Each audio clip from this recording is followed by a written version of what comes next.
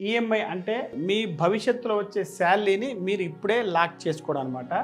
SIP అంటే ఏంటంటే భవిష్యత్తులో వచ్చే స్వేచ్ఛను ఈ రోజు మీరు అన్లాక్ చేయడం అనమాట. అంటే మీరు మ్యూచువల్ ఫండ్స్లో డేటా చూస్తే మీరు కేవలం 5% మంది మాత్రమే సంపాదిస్తున్నారు, 95% మంది మధ్యలోనే అవుట్ అనమాట. 50% నీడ్స్ ఖర్చు పెట్టుకోండి, అంటే మీ ఇంట్లో ఖర్చులు, గ్రాసరీస్, రెంట్స్ ఇవన్నమాట. 30% ఎస్ఐపి కోసం కేటాయించండి, 20% ఈఎంఐ కోసం కేటాయించండి. ఒక ఎస్ఐపిని ఈఎంఐ లాగా మార్చే దరిద్రం కూడా జరుగుతూ ఉంటుంది అనమాట. ఇప్పటి నుండి మరి మీరు మీ శాలరీతో కొను కట్టు అనే పాలసీని ఉపయోగించి నోట్లు తగలెట్టుకుంటారా, లేదు అంటే కట్టు కొను అనే పాలసీని ఉపయోగించి నోట్లు ప్రింట్ చేసుకుంటారా అనేది మీ మీదే ఆధారపడి ఉంటుంది. మీ అందరికీ నెల జీతం వస్తుంటుంది కదా, అది బ్యాంకులోకే వస్తుంది. ఆ బ్యాంకులోకి వచ్చిన మరుక్షణం ఏంటంటే సైలెంట్ యుద్ధం అనేది మొదలవుద్ది. అది ఎలా మొదలవుద్ది అంటే ఆపరేషన్ సింధూర్ లాగా కాకుండా ఆపరేషన్ శాలరీ అనమాట దాని పేరు. ఆ యుద్ధము ఎప్పుడు ఎండ్ అవుద్ది అంటే 10వ తారీఖు ఎండ్ అవుద్ది. 10వ తారీఖు ఎందుకు ఎండ్ అవుద్ది అంటే అప్పటికి మీ అకౌంట్ ఖాళీ అయిపోతుంది కాబట్టి ఆ యుద్ధం కంప్లీట్ అయిపోద్ది అనమాట. ఇక్కడ బేసిక్గా జరిగేది ఏంటంటే మీరు ప్రింట్ అయిన నోట్లను తగిలిస్తున్నారు. అయితే మీరు చేయాల్సింది ఏంటి అంటే నోట్లను ప్రింట్ చేయాలి, అంటే కొత్తగా నోట్లను సృష్టించాలి. అదేంటి నోట్లు ప్రింట్ చేయడం గవర్నమెంట్ డ్యూటీ కదా అని మీరు అడగవచ్చు. గవర్నమెంట్ కనుక నోట్లను ప్రింట్ చేయడం స్టార్ట్ అయింది అనుకోండి, మన ఆర్థిక వ్యవస్థ కుప్ప కూలిపోతుంది. సో ఇక్కడ ఏంటంటే మరి మనం నోట్లను సృష్టించాలి, అంటే కొత్తగా సృష్టించాలి. దానికి 2 మార్గాలు ఉన్నాయి. ఒకటి బిజినెస్ చేయడం. సో బిజినెస్ చేయడం అనే టాపిక్ ఈ వీడియోకి కాదు కాబట్టి మనం అది వదిలేద్దాం. ఇప్పుడు ఇక్కడ ఏంటంటే జాబ్ చేస్తే శాలరీ వస్తుంది కాబట్టి శాలరీ ద్వారా నోట్లను ఎలా సృష్టించాలి కొత్తగా. దీంట్లో 2 రకాలు. ఒకటి అప్పు చేసి సృష్టించవచ్చు, ఇంకోటి ఇన్వెస్ట్ చేసి కూడా సృష్టించవచ్చు. అప్పు చేసి సృష్టించడం అంటే మీరు లేని డబ్బును తెచ్చుకుంటున్నారు కాబట్టి కొత్తగా నోట్లను దాన్ని సృష్టించినట్టే. ఇక ఇన్వెస్ట్ చేయడం ద్వారా వచ్చే డబ్బులు ఏవైతే రిటర్న్స్ ఉన్నాయో అవి గవర్నమెంట్ ఏం ప్రింట్ చేయట్లేదు, అది కూడా మనం కొత్తగా నోట్లను సృష్టిస్తున్నాము. సో అంటే ఇక్కడ అప్పు చేయడం అంటే ఈఎంఐ, ఇన్వెస్ట్ చేయడము అంటే ఎస్ఐపి. సో ఇప్పుడు మరి ఈ ఈఎంఐ, ఎస్ఐపి ఈ ఆటలో ఎంతమంది నోట్లను సృష్టిస్తున్నారు, ఎంతమంది నోట్లను తగిలేస్తున్నారు అనేదే ఈ వీడియోలో మన టాపిక్ అనమాట. మేము ఎక్స్పెక్ట్ చేసి ఏంటంటే మీరు ఈ వీడియోకి కనీసం ఒక 5,000 లైక్స్ ఇస్తే మాకు మా టీంకి మోటివేషన్గా ఉంటుంది. సో ఇప్పుడు అసలు వీడియోలోకి వెళ్దాం. మన దేశంలో 2 రకాలుగా వెల్త్ క్రియేట్ చేస్తున్నారు, లేదంటే 2 రకాలుగా నోట్లు ప్రింట్ చేస్తున్నారు అనడానికి కొంత డేటా సపోర్ట్ తీసుకుందాం. ఇప్పుడు జూలై 2025 ఆ నెల డేటా ప్రకారం ఆ మంత్లో వచ్చిన ఎస్ఐపిల మొత్తం ఎంత అంటే 28,000 కోట్ల రూపాయలు ఎస్ఐపిలు చేశారనమాట. ఆ నెలలో చూస్తే 9 కోట్ల ఎస్ఐపి అకౌంట్లు యాక్టివ్గా ఉన్నాయి. ఇప్పుడు మార్చి 2025 డేటా చూస్తే, అది ఆర్బీఐ ఇచ్చిన డేటా కనుక చూస్తే ఒక మనిషి యొక్క సగటు అప్పు 4,80,000. ఒక మనిషి అంటే ఇక్కడ ఇప్పుడు ఇంట్లో సంపాదిస్తున్న వ్యక్తి మాత్రం అప్పు చేస్తాడు కాబట్టి అతని డేటా అనమాట. ప్రతి ఒక్క మనిషి డేటా కూడా కాదు, బారోవర్ అంటే ఓన్లీ బారోవర్స్ డేటా. అతడి అప్పు ఎంత అంటే ఒక మనిషి 4,80,000. 2 సంవత్సరాల క్రితం అది ఎంత ఉంది అంటే 3,90,000 మాత్రమే ఉంది. మరి అప్పు దేనికోసం చేస్తున్నారంటే home loans, car loans, education loans, personal loans, credit cards, so వీటన్నిటి మీద అనమాట. సో ఇక్కడ మీరు చూస్తే 2 రకాలుగా వెల్త్ క్రియేషన్ జరుగుతుంది. ఒకటి ఏంటంటే ఎస్ఐపిల ద్వారా వెల్త్ క్రియేషన్ జరుగుతుంది, ఈఎంఐల ద్వారా కూడా వెల్త్ క్రియేషన్ జరుగుతుంది. అయితే 2 రకాలుగా వెల్త్ క్రియేషన్ జరగడంతో పాటు 2 రకాలుగా నష్టం కూడా జరుగుతుంది. అంటే డబ్బులు ప్రింట్ చేయట్లేదు, డబ్బులు తగలేస్తున్నాం కూడా, ఈ 2 రకాలుగా. అదేంటి అనేది ఇప్పుడు చూద్దాం. ఈఎంఐలైనా ఎస్ఐపిలైనా కూడా 2 వైపులా పదునున్న కత్తి లాంటివి. మొదటగా మనం ఈఎంఐల గురించి మాట్లాడుకుంటే ఈఎంఐలు 2 రకాలు, అంటే మంచి ఈఎంఐలు, చెడ్డ ఈఎంఐలు. మంచి ఈఎంఐలు ఏంటి అంటే నీడ్స్ కోసం చేసేవి అనమాట. చెడ్డ ఈఎంఐలు ఏంటి అంటే వాంట్స్ కోసం చేసే ఈఎంఐలు ఏదైతే ఉన్నాయో అవి చెడ్డ ఈఎంఐలు. ఇక్కడ మంచి ఈఎంఐల ద్వారా నోట్లు ప్రింట్ చేస్తాము, చెడ్డ ఈఎంఐల ద్వారా ఉన్న నోట్లు తగలేస్తాం అనమాట. మొదటగా మనం హోమ్ లోన్స్ గురించి మాట్లాడుకుంటే హోమ్ లోన్స్లో కట్టే ఈఎంఐ ఏదైతే ఉందో అది ఫోర్స్డ్ సేవింగ్ అనమాట. అంటే మీరు నార్మల్గా సేవింగ్ చేయడం వేరు, మీరు ఖచ్చితంగా ఇక తప్పనిసరిగా మీరు కట్టాలి కాబట్టి అది ఫోర్స్డ్ సేవింగ్ అవుతుంది. ఇక్కడ ఏంటి అంటే మీరు రెంట్ కట్టుకునే బదులు ఈఎంఐ కడుతూ ఉంటారు. అంటే ఓకే, రెంట్ ఈఎంఐ ఈక్వల్గా ఉండకపోవచ్చు, కానీ కనీసం ఏంటంటే ఒక దగ్గర రెంట్ కట్టే బదులు మీరు ఈఎంఐ కడుతూ ఉంటారు. ఇక్కడ ఇంకోటి ఏంటంటే మీరు ఇల్లు కొన్నా లేదంటే ఏదైనా ప్రాపర్టీ కొన్నా అపార్ట్మెంట్ లాంటి ఏదైనా కొన్నా కూడా ఆ ప్రాపర్టీ అనేది అప్రిషియేషన్ జరుగుతూ ఉంటుంది. ఇంకోటి ఏంటంటే ఇది టాంజిబుల్ అసెట్ అంటే కనిపించే అసెట్ అనమాట. ఇది మీకు కంటికి కనిపిస్తూ ఉంటుంది అనమాట. ఇంటాంజిబుల్ అసెట్ అంటే కంటికి కనబడిన అసెట్. ఇప్పుడు ఇక్కడ ఏం జరుగుతుందంటే ఇప్పుడు మీరు ఒక ప్రాపర్టీని 50 లక్షలు పెట్టి కొనాలనుకుందాం. దాని డౌన్ పేమెంట్ 20% అంటే 10 లక్షలు చేస్తే మీకు బ్యాంకు 40 లక్షల లోన్ ఇస్తుంది. అంటే మీ దగ్గర లేని డబ్బు బ్యాంకో గవర్నమెంటో మీకు కొత్తగా ఇస్తుంది అనమాట. పోనీ గవర్నమెంట్ ఎవరు ప్రింట్ చేసి ఇస్తుందంటే లేదు, వేరే ఎక్కడ నుండో తీసుకొచ్చి అంటే వేరే వారి డబ్బుల్ని మళ్ళీ మీకు లోన్ రూపంలో ఇస్తుంది అనమాట. సో ఇక్కడ ఏంటంటే ముందుగా వెల్త్ క్రియేషన్ జరుగుతుంది. ఆ క్రియేట్ అయిన వెల్త్కి మీరు డబ్బులు తర్వాత కడతారు. ఇక ఇంకొక రకం లోన్ ఏంటంటే ఎడ్యుకేషన్ లోన్. అంటే బీటెక్ కానీ ఎంబీఏ కోసం కానీ ఎంఎస్ కోసం కానీ మీరు ఏదైతే లోన్ తీసుకుంటారో అది ఎడ్యుకేషన్ లోన్కి ఎందుకు వస్తుంది అనమాట. ఈ ఎడ్యుకేషన్ లోన్స్ కూడా ఏంటంటే ప్రతి ఒక్కరికి ఇవ్వరు. మంచి ప్రీమియర్ ఇన్స్టిట్యూట్స్ కానీ లేదంటే మంచి మంచి యూనివర్సిటీస్ కానీ బాగా మంచి స్కోప్ ఎక్కువగా ఉండే అంటే జాబ్ స్కోపు లేకపోతే ఈ ఆపర్చునిటీస్ ఎక్కువగా ఉండే వాటికి మాత్రమే ఎడ్యుకేషన్ లోన్స్ ఇస్తారు. సో ఇక్కడ ఏంటంటే 30 నుండి 40 లక్షలు కనుక ఎడ్యుకేషన్ లోన్ ఇచ్చారనుకోండి, అంటే ఇది మీది కొత్తగా వెల్త్ క్రియేట్ అయినట్టు. ఇది ఎవరు ఇస్తున్నారు? బ్యాంకు కానీ గవర్నమెంట్ కానీ ఇస్తుంది. సో ఇక్కడ ఏంటంటే మీరు 30 నుండి 40 లక్షలు నోట్లో ప్రింట్ చేస్తారని అర్థం అనమాట. సో దీనివల్ల ఏం జరుగుతుందంటే వీటికి మీరు 7 నుండి 10% వడ్డీ కడతారు. అది కూడా ఎప్పుడు కడతారు అంటే మీ కోర్స్ అయిపోయిన తర్వాత 1 సంవత్సరం తర్వాత మీకు జాబ్ వచ్చిన తర్వాత అప్పుడు మీరు దీనికి ఈఎంఐ కడతారు. అదే టైంలో ఇంకోటి ఏంటంటే ఆ శాలరీతో ఎస్ఐపి కూడా కడతారు. అంటే ఎస్ఐపి కట్టకపోవచ్చు లేదంటే ఇన్వెస్ట్మెంట్ అయితే చేస్తారు కదా. అయితే గవర్నమెంట్ ఎడ్యుకేషన్ లోన్స్కు ఎందుకంత ఇంపార్టెన్స్ ఇస్తుంది అంటే ఒకటి మీరు ఇక్కడ అర్థం చేసుకోవాలి. ఒక మనిషి కనుక కామన్ మ్యాన్కి క్వాలిటీ విద్య అందిందనుకోండి, అప్పుడు ఏం జరుగుతుందంటే ఆ కామన్ మ్యాన్ కాస్త ఎక్స్ట్రాడినరీ హ్యూమన్ బీయింగ్గా మారుతాడు. ఎందుకు మారుతాడు అంటే అతడు కొంత సొసైటీలో మార్పు తేగలుగుతాడు అతని చదువుతో. ఆ తర్వాత ఏంటంటే అతను సంపాదించడం వల్ల జీడిపికి అతడు కంట్రిబ్యూట్ చేస్తాడు. అదేవిధంగా అతడు ఎంప్లాయ్మెంట్ సృష్టిస్తాడు.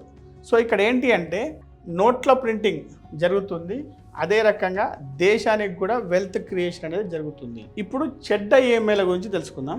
మీరు మీ వాన్స్ కోసం అంటే కోరికల కోసం ఖర్చు పెట్టేవి చెడ్డ ఈఎంఐలు అనమాట. ఇక్కడ ఏంటంటే నోట్లు తగలేయడం జరుగుతుంది. ఎలా అంటే ఇప్పుడు మీరు ఒక కార్ లోన్ తీసుకున్నారు.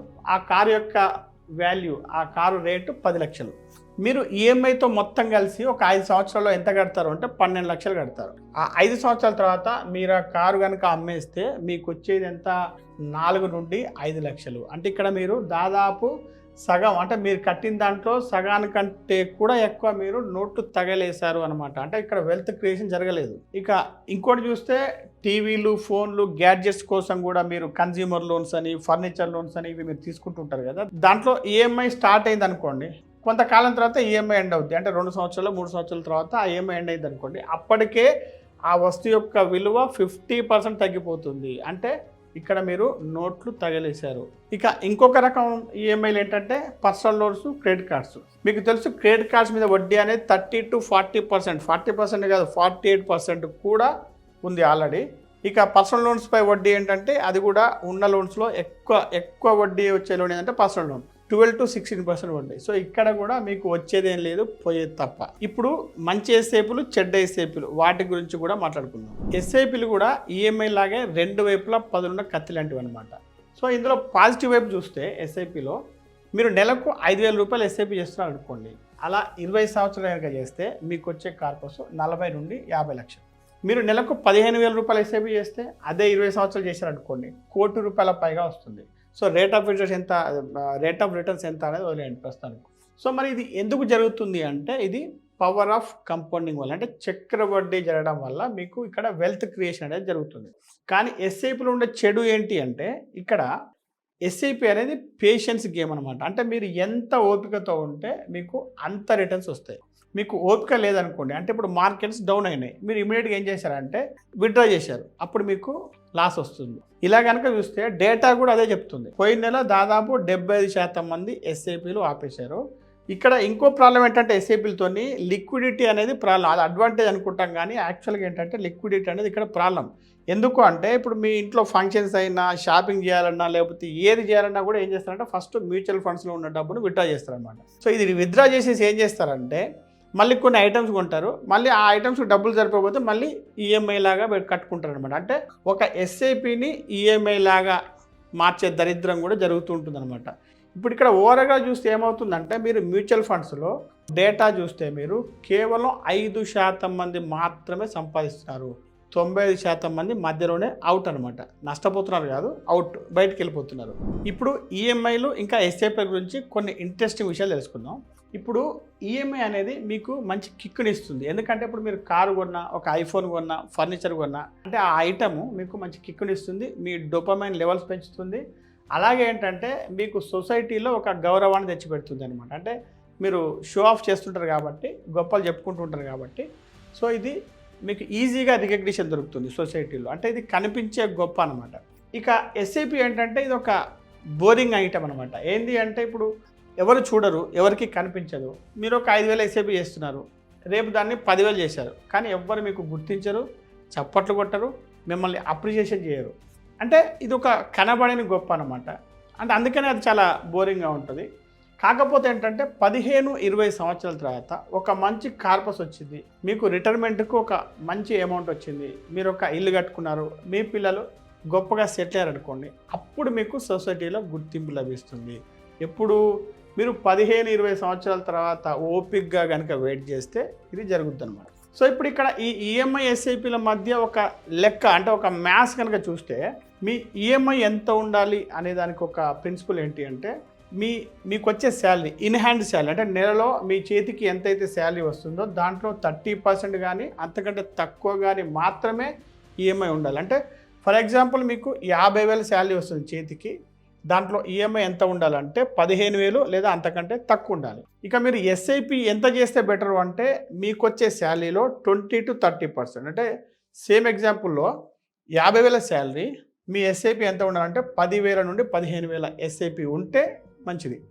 సో ఇప్పుడు ఇక్కడ మీరు నోట్లు ప్రింట్ చేసే ఫార్ములా, అంటే వెల్త్ ఫార్ములా ఏంటి అంటే 50% నీడ్స్ ఖర్చు పెట్టుకోండి. అంటే మీ ఇన్ హ్యాండ్ శాలరీలో 50% నీడ్స్ అంటే మీ ఇంట్లో ఖర్చులు, గ్రాసరీసు, రెంట్స్, ఇవన్నమాట. 30% ఎస్ఐపి కోసం కేటాయించండి, 20% ఈఎంఐ కోసం కేటాయించండి. సో ఈ ఫార్ములా కనుక చేస్తే మీ వెల్త్ అనేది క్రియేట్ అవుతుంటుంది. అలాగే మనం బుద్ధి గడ్డి తిని క్రెడిట్ కార్డు లోన్స్ కానీ, లేకపోతే పర్సనల్ లోన్స్ కానీ, గ్యాడ్జెట్స్ మీద లోన్స్ కానీ తీసుకున్నాం అనుకోండి, అంటే ఈఎంఐలు కడుతున్నాం అనుకోండి, అవి కనుక క్లోజ్ చేసిన తర్వాత, అంటే ఆ పర్సనల్ లోన్స్ ఇవన్నీ మీరు మొత్తం అయిపోద్ది కదా ఈఎంఐ, దాన్ని ఏం చేయాలంటే ఆ అమౌంట్కి సరిపడా ఎస్ఐపిగా కన్వర్ట్ చేసుకోండి. అంటే మీరు 10,000 కడుతున్నారు పర్సనల్ లోన్కి, అది అయిపోయింది, ఆ 10,000 ఎస్ఐపి చేయండి. అంటే దాన్ని ఇమీడియట్గా ఈఎంఐ నుండి ఎస్ఐపిగా కన్వర్ట్ చేయండి. అదే రకంగా ప్రతి సంవత్సరం మీ శాలరీ పెరుగుతూ ఉంటుంది కాబట్టి అప్పుడు మీరు ఏం చేయాలంటే మీరు ఈఎంఐని స్టెప్అప్ చేయకూడదు, అంటే ఈఎంఐని పెంచకూడదు, ఎస్ఐపిని స్టెప్అప్ చేయాలి. అంటే ఆల్రెడీ ఒక 10,000 ఎస్ఐపి కడుతున్నారు అనుకోండి, మీ శాలరీ 10% పెరిగితే 10,000 కాస్త 11,000 ఎస్ఐపి చేయండి, 11 కాబట్టి 12,000 ఎస్ఐపి చేయండి. అయితే ఇక్కడ గుర్తుంచుకోవాల్సిన అతి ముఖ్యమైన విషయం ఏంటి అంటే, అయితే ఇది మేము ముందు చెప్పాలి, ఎందుకంటే ముందు చెప్తే మీకు నచ్చదు కాబట్టి, ఎస్ఐపి చేయాలన్నా ఈఎంఐ చేయాలన్నా మొదటగా మీరు తీసుకోవాల్సింది ఏంటంటే టర్మ్ ఇన్సూరెన్స్ మీరు ఖచ్చితంగా ఉండాలి, హెల్త్ ఇన్సూరెన్స్ మీకు ఖచ్చితంగా ఉండాలి. ఇది ముందు చెప్తే మీరు చూడరు. తర్వాత ఇంకోటి ఏంటంటే మనం ఎంత చెప్పినా కూడా చాలామంది ఇవి తీసుకోవడం వల్ల ఏం జరుగుతుంది అంటే మీ గోల్స్ అనేవి ఆగవు. సో మనం ఏ ఇన్వెస్ట్మెంట్ చేసినా కూడా మనం ఏంటంటే గోల్ బేస్డ్ ఇన్వెస్టింగ్ చేస్తుంటాం కాబట్టి ఇవి రెండు ఉండడం వల్ల మీ గోల్స్ అనేవి ఆగవు. మనం ఉన్నా లేకపోయినా గోల్స్ అనేవి ఆగవు. ఇంకోటి ఏంటంటే ఎమర్జెన్సీ ఫండ్, అంటే కనీసం ఒక 6 నెలలకు సరిపడా ఎమర్జెన్సీ ఫండ్ మీ బ్యాంక్ అకౌంట్లో ఉండాలి. బ్యాంక్ అకౌంట్లో లేకపోతే లిక్విడ్ ఫండ్ లేకపోతే ఓవర్ నెట్ ఫండ్లో ఉండాలి. ఎందుకు అంటే వాటి వల్ల మీ ఎస్ఐపిలు కానీ ఈఎంఐలు కానీ ఆగవు.